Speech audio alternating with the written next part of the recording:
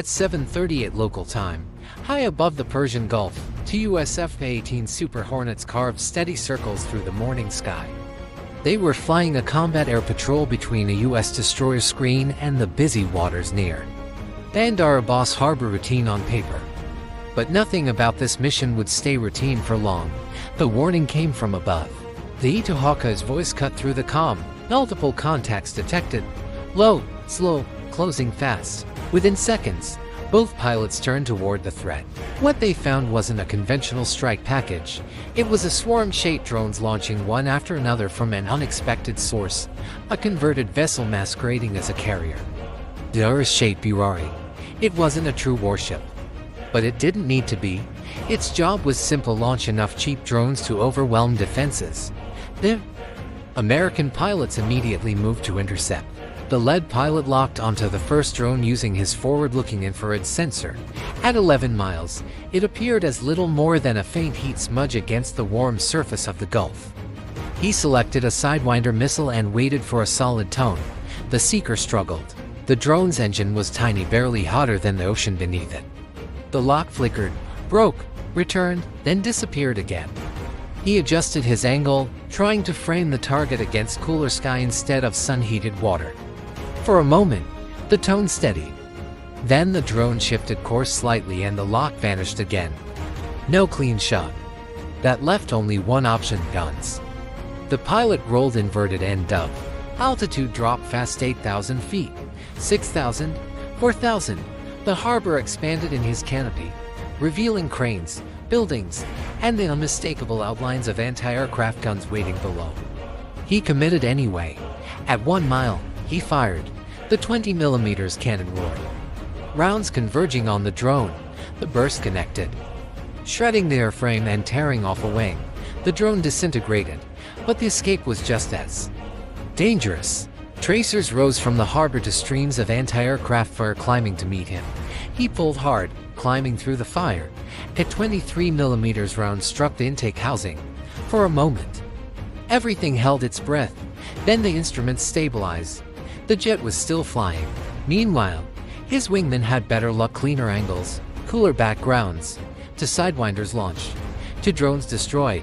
But every time they cleared the sky, the Hawkeye called out more. The ship was launching drones continuously, one every minute. The math was brutal. Each Sidewinder cost hundreds of thousands of dollars. Each drone cost a fraction of that. And the drones were winning the exchange. Then the situation escalated. The pilots identified something far more dangerous aboard the vessel: anti-ship cruise missiles. If those launched, the destroyers below would face a threat far deadlier than drones. Now the pilots faced a dilemma. Do they stay and defend the fleet from drones, or strike the source before it unleashes something worse? They split. The lead pilot turned north toward the ship, carrying a long-range anti-ship missile. The wingman stayed behind, alone, to hold the line against the drones below. The ship's captain understood exactly what had happened. One jet meant one incoming missile. The other jet still fighting drones was the real problem, as long as it remained engaged. The Americans couldn't fully respond. That bought him time. And time was everything. The lead pilot descended, preparing to launch. But every foot lower brought him closer to the ship's air defenses: short-range surface-to-air missiles waiting for a clean radar track. He threaded the needle, balancing between altitude requirements and threat envelopes. Then everything nearly unraveled. The Hawkeye called out a new contact: fast, supersonic, and unidentified. No friendly transponder, no clear identity. The lead locked it up. One decision now could mean everything: either stopping an enemy fighter or shooting down a friendly aircraft. The contact didn't maneuver. No evasive action, no jamming. That was the clue. He switched to infrared and zoomed in. Twin tails, familiar shape. A damaged friendly jet, its transponder offline, and knowingly flying straight into danger. He broke off just in time, but the distraction had cost him fuel, position, and precious seconds. Back below, the wingman was running out of everything: missiles, fuel, and time. He fired his last Sidewinder, destroying one drone, then dove again for a gun pass. This time, the defenses were ready.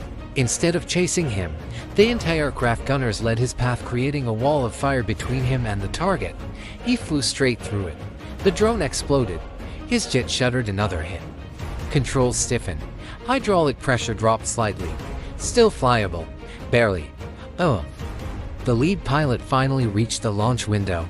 He released the missile. The LRASM dropped away and ignited, skimming toward the harbor at wave-top height. 30 seconds later, a second followed. Now the missiles were on their own. Inside the harbor, chaos reigned.